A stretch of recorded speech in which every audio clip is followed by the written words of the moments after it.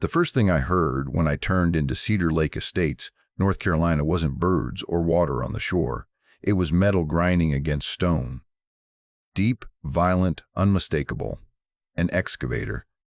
I'd been awake for nearly 24 hours, fresh off an overnight flight, jet-lagged and foggy. So at first, I honestly thought it was roadwork. Then I saw the mailbox.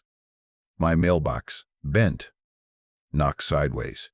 And behind it, the machine's arm swung down and tore straight through the front wall of my family's lakefront mansion. My name is Evan Mercer. I'm the only son of Thomas Mercer, the man who built that house with his own hands over decades. And while concrete and glass collapsed into dust, the HOA president, Linda Hargreeve, stood on the lawn in a crisp blazer, calmly flipping through paperwork like she was checking groceries off a list. She claimed it was over an unpaid HOA violation. $100. Security physically blocked me from getting closer. Neighbors filmed on their phones. When police arrived, they shrugged and told me it was an HOA matter. Then Linda looked straight at me and said, cold as ice, "This property is now resolved." What she didn't know, what I wouldn't learn until later, was that the HOA never owned that land. And they never had authority over it. If you want to hear more true stories like this, make sure you hit that subscribe button to HOA Update. And tell me in the comments, where are you watching from? After the dust settled that morning, I couldn't stop staring at the place where my front porch used to be. Not because it was pretty or expensive, but because it was the map of my entire childhood. That porch was where my dad used to sit with a coffee before sunrise, watching the lake like it was a job. The stone steps were where I learned to tie my shoes. The big front window was where my mom used to wave when I got on the school bus. Every corner of that house held a memory, and now those memories were smashed into piles like trash. People hear Lake Mansion, and they picture some glossy magazine fantasy. But to me, it was never a trophy. It was a project. It was my dad's life work. My father, Thomas Mercer, wasn't born into money. He was the kind of man who could fix anything, the kind of man who'd rather rebuild a broken door than buy a new one.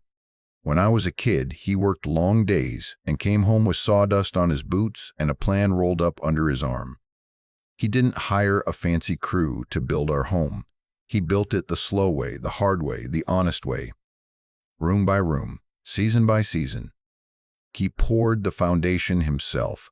He hauled stone for the fireplace, one piece at a time. I still remember how he'd hand me little tasks just so I felt included, like passing nails, holding a level, or dragging scrap wood into a neat pile. He used to tell me, "This house won't just stand. It'll mean something." And it did. That's why, years later, when he started talking about paperwork and trusts, I didn't pay enough attention. I thought it was just grown-up stuff, boring stuff. He'd sit at the kitchen table with folders, glasses low on his nose, writing notes like he was preparing for a storm. What I didn't realize was that he was. Long before Cedar Lake Estates ever had an HOA, my father had bought the land outright. The lakefront parcel wasn't part of some developer's master plan. It wasn't a cookie-cutter neighborhood lot that came with rules printed in a welcome packet. My dad owned that property before the first HOA sign ever went up at the entrance, and when he got older, he did what careful fathers do. He protected it. He put the land into the Mercer family trust. He told me it was to keep things simple when he was gone, to prevent anyone from taking advantage, to make sure the home stayed with family unless I chose otherwise. At the time, it felt like he was being overly cautious. Now I understand he wasn't being cautious. He was being precise. Then he died. 6 months before the demolition, I stood beside a hospital bed and watched my father's chest rise and fall like it was climbing a hill that never ended. His voice was weak, but his mind was clear. He squeezed my hand and tried to say something important. I was too busy trying not to fall apart. After the funeral, I did what a lot of people do when grief is too big to carry. I ran. My work had me overseas, and I told myself I'd only be gone a little while. I told myself the house was fine, the property was safe, the bills were on auto pay, and everything was stable. I figured the neighborhood would keep being the same quiet place it always was. But neighborhoods change when the wrong person gets power. Cedar Lake Estates hadn't always been like this. When I was younger, the HOA was basically a suggestion box with a budget for landscaping. They organized a couple of events, kept the entrance looking nice, and left people alone. Then, somewhere along the way, it turned into something else. It became strict. Then it became aggressive. Then it became personal. And one name kept coming up whenever anyone talked about it: Linda Hargreeve. Linda wasn't just involved. She ran everything. She was the HOA president, and she carried herself like she was the mayor, the judge, and the owner all at once. She had that polished, confident way of talking where every sentence sounded like a final decision. She'd started pushing new standards through the board, and every new standard came with a fine attached to it. It started small, according to the neighbors I spoke to later. A warning about trash cans being visible too long. A fine for a mailbox that didn't match the approved style. A letter about unauthorized outdoor lighting. Nothing that felt worth fighting over, which is exactly how it spreads. People pay to avoid trouble, and the person collecting the money learns that fear works. Then the letters got vague. Community compliance review, architectural inconsistency, maintenance deficiency. They weren't specific enough to fix, but they were specific enough to scare. If you asked questions, you were non-compliant. If you argued, you were hostile. And if you didn't answer fast enough, the fines stacked up like bricks. What really made my stomach twist was hearing how Linda talked about my home when I wasn't there to defend it. Dalton, my old friend from back in town, told me something that made my blood run cold. He said Linda had been asking around about me. Not in a neighborly way either, more like a buyer circling a property. She asked who handled my father's estate. She asked whether I planned to sell the lake house. She asked how long I'd be gone. When Dalton told her I was overseas, he said her whole expression changed, like she'd just been handed a schedule. That's when I finally saw the pattern. This wasn't about a trash can. This wasn't about a mailbox. This wasn't even about $100. It was about the fact that I wasn't there, and she knew it. The HOA didn't suddenly discover an urgent violation the day I left the country. They didn't accidentally move at lightning speed with paperwork and enforcement and a demolition crew. They waited until I was out of reach, then they hit the gas. And standing there, watching my father's work get crushed into dust, I realized something that made my hands shake harder than grief ever did. They didn't enforce the rules because they had to. They enforced them because they finally had the perfect moment to get what they wanted. By the time I managed to push past the shock and actually try to stop what was happening, half the front of the house was already gone. I ran toward the equipment, shouting like volume alone could undo concrete and steel. That's when a security guard stepped directly into my path, thick arms out, palm pressed against my chest like I was the problem. "Sir, you need to step back from the site." I told him it was my house. I told him my name. I told him they were destroying private property. He didn't even blink. He just repeated the same sentence, like it had been drilled into him word for word. Behind him, Linda Hargreeve stood perfectly still, holding a clipboard. No urgency. No confusion, just calm. The kind of calm that only comes from knowing you think you're untouchable. She started explaining it like she was bored of explaining it. According to her, the HOA had sent multiple notices, certified letters, posted warnings, final demands. She said I had ignored unpaid dues, stacked violations, and failed to respond within the required time frame. Because of that, the board had approved what she called emergency enforcement. I laughed, not because it was funny, but because it was insane. Emergency enforcement over $100. I asked her what the emergency was. She smiled like she'd been waiting for that question and said, "Non-compliance creates risk for the community." I demanded proof. She waved the papers without handing them over. She said the notices were sent to the address on file. When I told her I'd been out of the country, she shrugged and said, "Responsibility doesn't pause for travel." The machine roared again, tearing into the side of the house where the study used to be. The room where my dad kept his books. The room where he'd sit late at night with a lamp on and paperwork spread across the desk. That's when the police arrived. For a split second, I thought this was where things would stop. I thought reason would finally step in. I ran toward them, explaining everything in one breath, pointing at the destruction behind me like it was self-evident. One of the officers, older, tired-looking, listened. He asked Linda a few questions. She answered smoothly, confidently, like this was a presentation she'd rehearsed. She told him the HOA had authority. She told him there was an active enforcement action. She told him I was interfering. The officer turned back to me and said the words that still echo in my head. "This appears to be a civil matter." I asked him how demolishing a home could possibly be civil. He told me I'd have to take it up with the courts. Then he asked me to step back behind the tape. I looked at Linda. She didn't even try to hide it anymore. She met my eyes and gave a small, satisfied nod. Not loud, not dramatic. Just enough to let me know she'd won this round. "This property is now resolved," she said, like she was closing a file.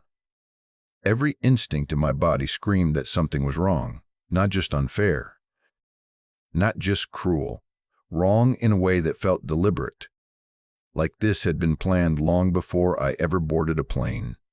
As the excavator tore deeper into the house, memories surfaced faster than I could stop them. My dad lifting me onto the roof for the first time, my mom painting the hallway while music played too loud. Holiday mornings by the fireplace, the one he insisted on building by hand because he said stone had character. Then another memory cut through the noise, sharper than the rest. The hospital room. 6 months earlier, I'd been sitting beside my father's bed, the machines humming softly, the world reduced to beeps and whispered conversations. He was thinner than I'd ever seen him, skin pale, eyes still sharp. He knew he didn't have much time, and unlike me, he wasn't pretending otherwise. He asked me to lean closer. When I did, he grabbed my wrist with more strength than I expected and said, slow and clear, "Everything you need is in the mahogany chest." I remember nodding. I remember saying, "Okay." I remember thinking he meant sentimental things. Letters, photos, memories I wasn't ready to face yet. He squeezed my hand again and said it one more time, like repetition mattered. "Promise me." I promised. Standing there now, watching walls collapse, that memory hit me like a punch to the chest. The study, the chest. The one he kept tucked against the far wall, heavy and old, something he'd owned longer than the house itself. My heart started racing for a different reason. If that chest was still inside, it was about to be hauled away with everything else. I asked one of the workers how long before cleanup started. He barely looked at me when he answered. Debris removal was scheduled for early morning. First thing, everything would be cleared, loaded, and gone. I looked back at the wreckage. Night was coming. The house was already lost, but if my father was right, then the truth was still buried in that pile. And I had less than one night to find it before it disappeared forever. I didn't sleep that night. I tried, but every time I closed my eyes, I saw the excavator's arm crashing down like it was aiming for my chest instead of the house. Around 2 in the morning, I gave up pretending rest was possible. I grabbed my jacket, my phone, and drove back toward the property with my headlights off for the last stretch, heart pounding like I was doing something illegal even though it was my land. The neighborhood was silent. No security guards, no flashing lights. Just the lake breathing quietly in the dark and the twisted outline of what used to be my home. A temporary chain-link fence had been put up, half-assed and crooked, like an afterthought. I slipped through where the latch hadn't been properly secured and stepped onto the debris field. The smell hit me first. Wet wood, crushed insulation, dust, and something metallic that reminded me of blood. I turned on my phone flashlight and immediately wished I hadn't. Everything was broken, walls folded in on themselves, furniture splintered beyond recognition. My dad's workbench was snapped clean in half. I stood there for a moment, frozen, trying to picture where the study used to be.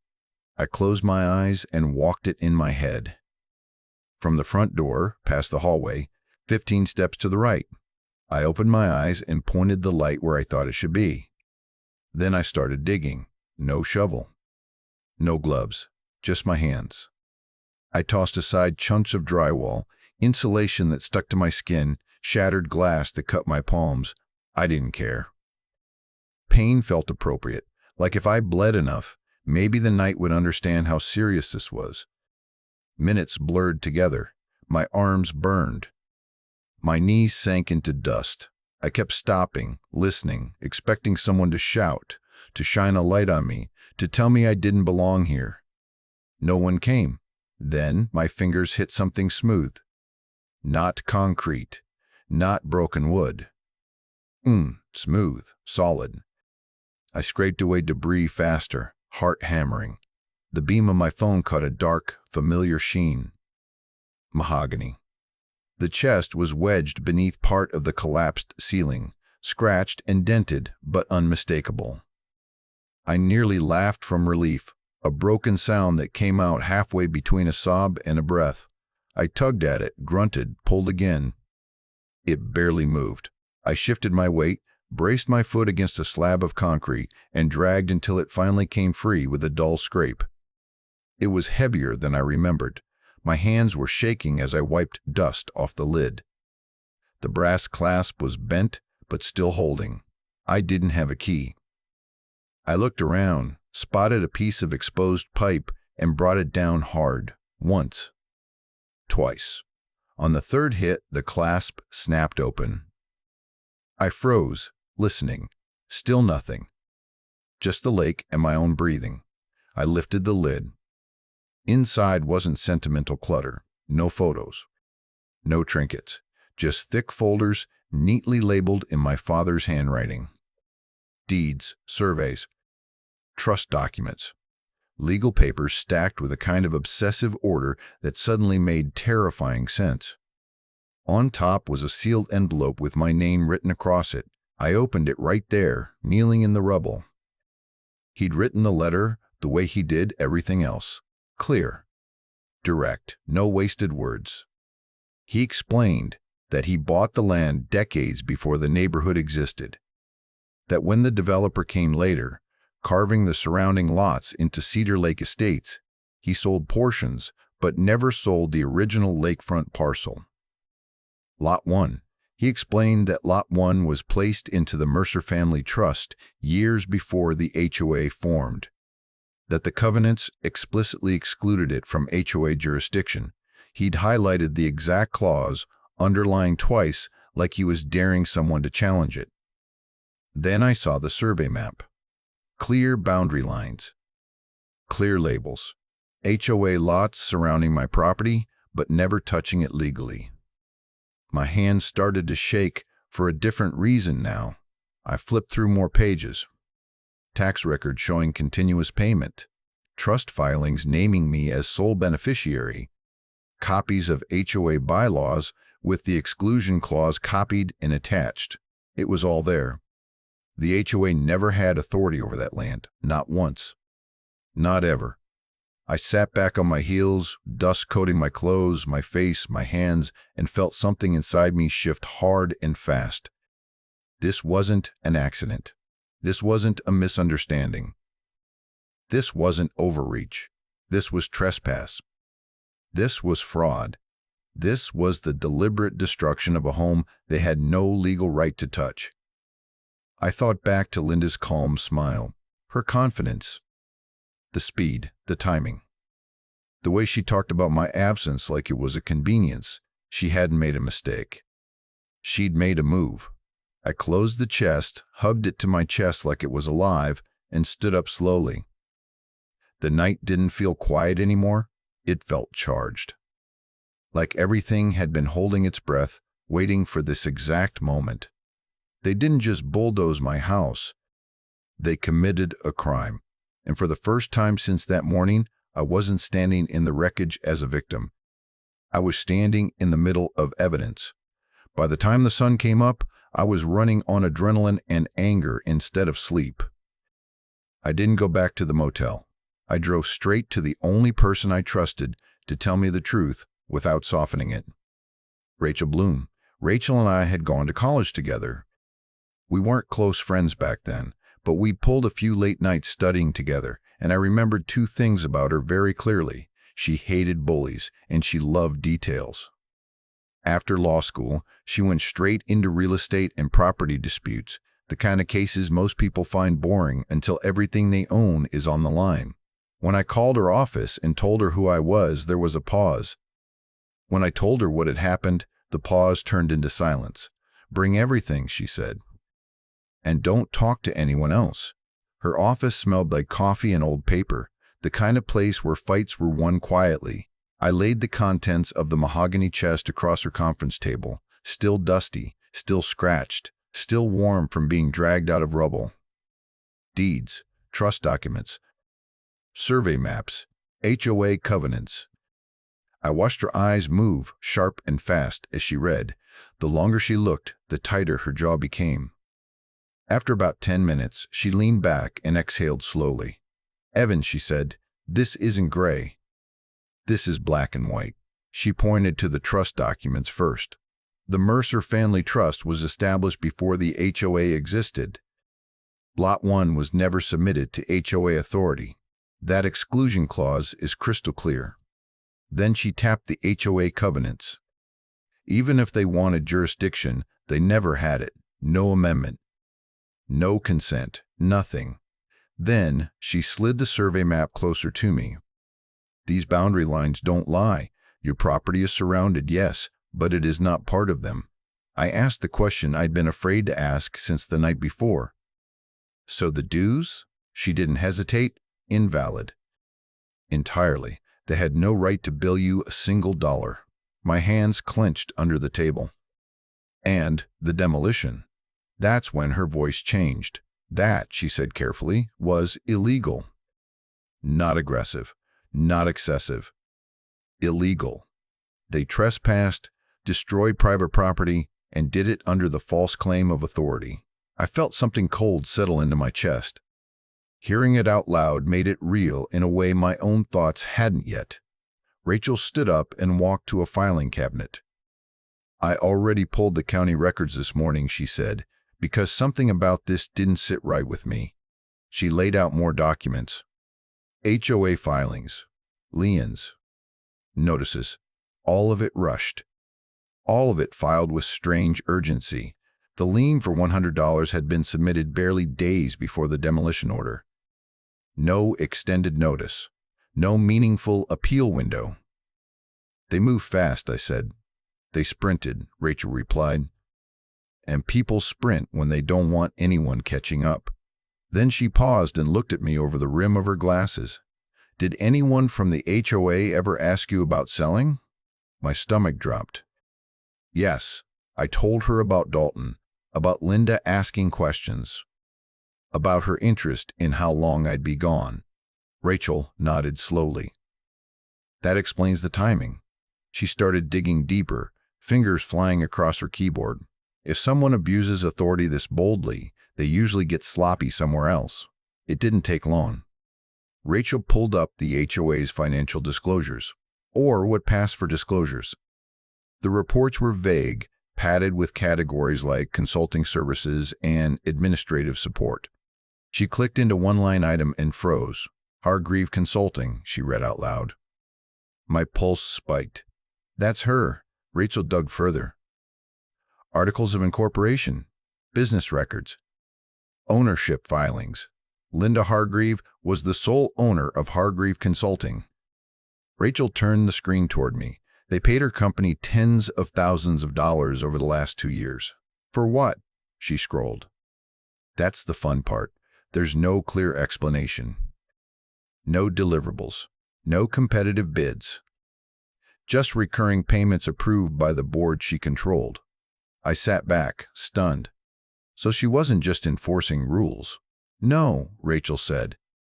She was monetizing fear. The pieces started snapping together in my head. The rising fines, the vague violations, the pressure, the speed, the obsession with my property. This wasn't an HOA president protecting standards.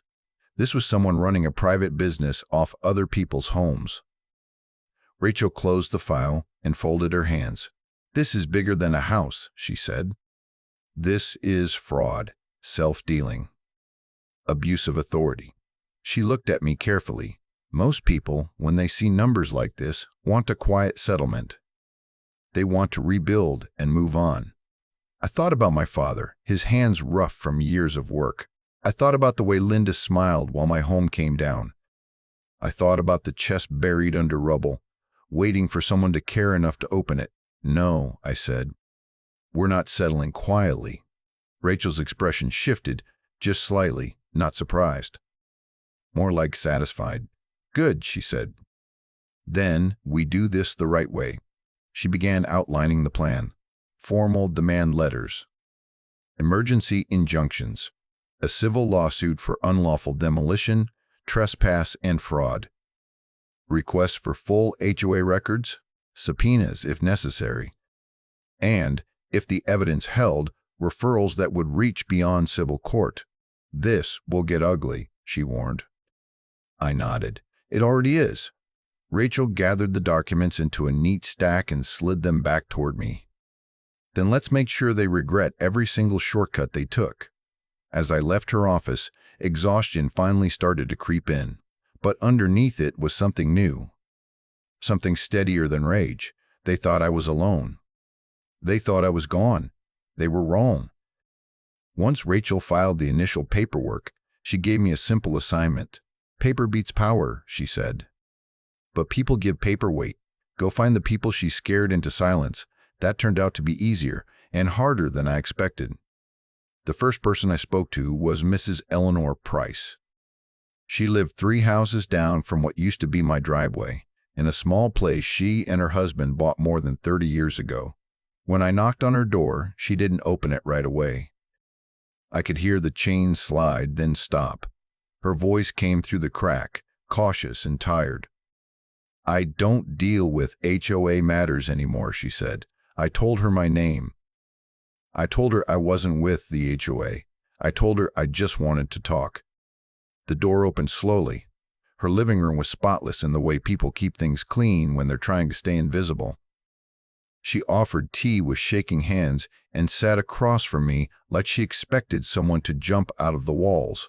When I asked about Linda, she didn't answer right away. She just stared at her hands. She said I was non-compliant. Mrs. Price finally said, "Over my lawn service, 1 day late because the company had a breakdown." Linda fined her. When Mrs.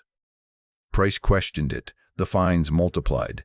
Driveway cracks, fence alignment, flower beds extending 6 inches too far. Linda started showing up in person, clipboard in hand, smiling while she pointed things out like a teacher disappointed in a child. She told me nobody would believe an old woman over her. Mrs. Burse, Price whispered, said fighting it would cost more than paying. In the end, Mrs. Price paid almost $8,000, money she'd been saving for her granddaughter's college books. She paid because she was afraid they'd take her house next. When I asked if she'd be willing to testify, she looked at me like I'd asked her to step into traffic. "I'm tired of being scared," she said after a long pause. "If you're really fighting her, then yes." The second witness came with more risk.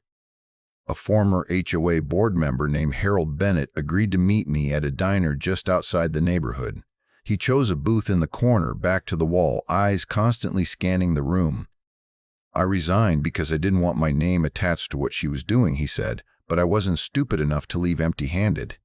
He slid a manila envelope across the table. Inside were copies of HOA bank statements, meeting minutes, and internal emails. Harold had been an accountant before retirement, and the way Linda ran the books made his skin crawl. "She approved payments to her own company," he said quietly, "over and over. Advisory services, consulting fees, No explanations, no bids, just money flowing out. He tapped one page. This one alone was $80,000. Rachel nearly laughed when she saw the envelope. Not because it was funny, but because it was devastating. This turns a civil case into something much larger, she said. Now we don't just have abuse of authority, we have motive. With witness statements sworn and documents organized, Rachel advised one last move before court. Go to the next HOA meeting, she said. Let them see you're not afraid anymore. The meeting was held in the community clubhouse, the same room where Linda had spent years controlling the conversation with smiles and gavel taps. When I walked in, the chatter stopped. Chairs scraped. Eyes locked onto me like I didn't belong. Linda was already seated at the front, perfectly composed. When she saw me, her smile tightened. This meeting is for members only, she said. I am here as the property owner of Lot 1, I replied calmly.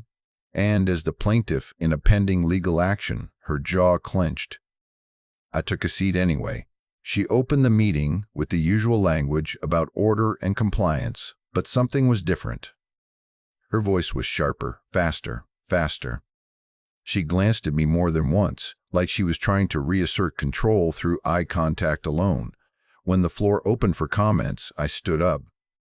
I'd like the minutes from the meeting where demolition was approved, I said, and the financial disclosures for the past 2 years. The room erupted. Linda slammed her gavel down. This is not the appropriate forum. It absolutely is, I said, placing copies of documents on the front table. Trust records, survey maps, HOA bylaws with the exclusion clause highlighted. For the first time, Linda didn't have an immediate answer. She tried to redirect, to adjourn, to claim confidentiality, but the neighbors were watching now. Really watching. Mrs. Burrs. Price stood up from the back and spoke with a trembling voice about the fines. Another homeowner mentioned unexplained charges. Someone asked about Hargreeve Consulting. Linda lost control. She snapped, raised her voice, threatened violations. That was all it took. Phones came out. Whispers spread. The illusion cracked in real time. Rachel filed for an injunction the next morning. The showdown was no longer theoretical. It was scheduled. And this time, Linda wouldn't be running the meeting. The courtroom was colder than I expected, not just in temperature but in feeling. No chatter, no smiles, just polished wood, stiff benches, and the quiet understanding that whatever happened inside that room would change lives. Linda Hargreeve arrived surrounded by attorneys, dressed in a tailored suit that looked almost identical to the one she'd worn the day my house came down. Confident, controlled. But she still believed this was just another meeting she could run. Rachel didn't acknowledge her at all. When the judge entered, the room stood, then settled into a tense stillness. Rachel opened with facts, not emotion. Oh, filings. Jurisdiction. She walked the court through the timeline with surgical precision, showing how the HOA filed a lien for $100, claimed emergency authority, and ordered demolition while I was overseas.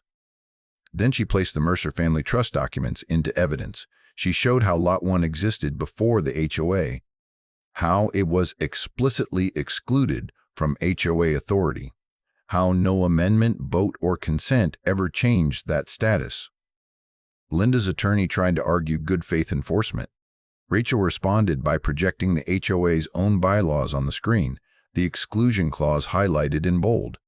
Good faith, Rachel said, requires legal authority. They had none. The judge leaned forward. Next came intent. Rachel submitted meeting minutes from earlier that year, pages of dry language until one paragraph stood out.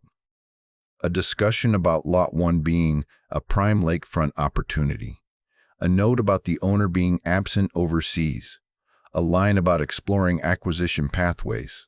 The room shifted. I felt it in my chest before I saw it on Linda's face. Rachel let the silence hang, then added the financial records. Bank statements showed repeated payments from the HOA to Hargreeve Consulting. Tens of thousands of dollars. Vague descriptions. No contracts. No bids. No disclosures to homeowners. Rachel asked Linda directly whether she owned Hargreeve Consulting. Linda hesitated. Yes, she said. Did you disclose that relationship to the HOA membership? No. That was the moment. The judge didn't raise his voice. He didn't need to. He asked a few quiet questions about process, authority, and disclosure. Linda's answers grew shorter. Her composure slipped. Witnesses followed. Mrs. Price testified, voice shaking but steady enough to land every word. She described fines, intimidation, and being told she had no chance of winning. Harold Bennett testified next, explaining how the books were manipulated and why he resigned.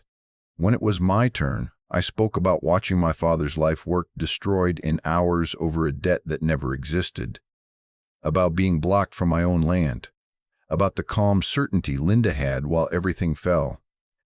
Linda testified last. She spoke about standards, about property values, about community order. She framed herself as a protector. Rachel's cross-examination was brief. Did the HOA have jurisdiction over Lot 1? No. Did you order demolition anyway? Yes. The courtroom went silent. The judge recessed briefly. When he returned, his decision was immediate. The HOA board was dissolved, effective immediately. All enforcement actions were suspended. Damages were awarded in the millions, including punitive damages for intentional misconduct. The case was referred to the county prosecutor for potential criminal charges related to fraud and self-dealing. Linda didn't look at me when the ruling was read. She stared straight ahead, like she was waiting for someone to tell her this wasn't real. Outside the courtroom, cameras waited. Questions flew. Linda was escorted past them without speaking, authority stripped in full view of the community she once controlled. I didn't feel triumphant. I felt something heavier. Relief mixed with grief, justice mixed with loss. But one thing was clear. The woman who thought she could bulldoze her way into ownership had just been buried under the weight of her own records. The fallout didn't come all at once. It came in waves, each one peeling back another layer of damage that had been hidden for years. Within days of the ruling, the HOA's operations were frozen. Enforcement letters stopped arriving. Fines stopped accruing. The clubhouse doors were locked while auditors went through boxes of records that should have been transparent from the beginning. People who had kept their heads down for years finally started talking. Rachel worked with the court to appoint a temporary administrator to take control of the HOA's accounts. What they found confirmed everything Harold had warned us about. Missing documentation, inflated service invoices, payments approved without votes, money that should have gone to maintenance quietly rerouted into consulting with no measurable outcome. The court ordered restitution. One by one, checks went out to homeowners who had been bullied into paying excessive fines. Mrs. Price called me the day she received hers. She cried so hard I could barely understand her, and when she finally caught her breath, she told me she put the money back into her granddaughter's education fund. That alone made every hour of stress worth it. A new HOA board was formed under court supervision. No closed meetings. No vague language. Financials published monthly. Dues rolled back to reasonable levels. For the first time in years, people weren't whispering in hallways or checking over their shoulders before speaking. As for Linda, the criminal case moved faster than anyone expected. Once prosecutors saw the paper trail, there wasn't much to argue. She accepted a plea deal rather than face a trial that would expose even more fraud, self-dealing, abuse of authority. She agreed to restitution, probation, and a permanent ban from serving on any HOA board in the state. The woman who once ruled the neighborhood with a clipboard and a smile now avoided cameras entirely. People asked me what I planned to do next. A lot of them assumed I'd take the money and disappear. I wouldn't blame anyone who did. Starting over somewhere else would have been easier, cleaner, less painful. But every time I stood on the empty lot by the lake, I heard my father's voice telling me the house wasn't just meant to stand, it was meant to mean something. So I stayed. After the damages were finalized, I made a choice that surprised even Rachel. I set aside a portion of the settlement to create a community restoration fund managed by independent trustees, not the HOA. The money went toward reimbursing remaining victims, fixing neglected common areas, and covering legal education workshops so homeowners understood their rights going forward. Some people called it generous, some called it foolish. I didn't care. What mattered was watching the neighborhood change. Slowly, cautiously, but for real, people started waving again. Porch lights came back on at night. Kids rode bikes without parents worrying about violations. The fear that had hung over Cedar Lake Estates finally began to lift. Then came the rebuild. I hired a local architect who listened more than he talked. I told him I didn't want a replica of the old house. That felt like pretending nothing had happened. Instead, I wanted something that respected the past without being trapped in it. We reused what we could. Stones from the original fireplace were cleaned and set aside. The foundation footprint stayed the same, not out of stubbornness, but because it felt right, like the land itself had already decided where the house belonged. Construction started quietly, no ceremony, no announcement, just framing rising against the sky where rubble once sat. The foreman recognized my father's name and told me stories about seeing him at the hardware store years ago, always asking questions, always learning. Neighbors stopped by. Some brought coffee, some brought apologies. Some just stood and watched, hands in pockets, like they were witnessing something they never thought they'd see again. Rebuilding wasn't about erasing what Linda did. It was about proving she didn't get the last word. As walls went up and windows went in, I felt something settle inside me. Not closure exactly, but balance. The kind that comes when wrongs are corrected and lessons are learned out loud instead of buried. Cedar Lake Estates would never be what it was before, but for the first time in a long time, it was finally becoming what it was supposed to be. When I stand in the living room now, sunlight comes through new windows and lands on old stone. The fireplace is back, rebuilt using the same rocks my father hauled by hand all those years ago. They're worn and imperfect, and that's exactly why I kept them. They remind me that what matters most isn't how something looks when it's finished, but how honestly it was built. Losing the house hurt in ways I didn't know were possible, but what hurt more was realizing how easily power can be abused when people stop paying attention. Rules are supposed to protect communities, not control them. Without oversight, they turn into weapons. And silence, especially polite silence, is what lets that happen. If my father taught me anything, it was that documentation matters. Paper matters. Truth matters. The difference between being crushed and standing back up often comes down to whether someone took the time to write things down and protect what they loved. This story didn't end with a house being destroyed. It ended with a community learning how close it came to losing itself. Fear thrives in isolation. Accountability thrives in daylight.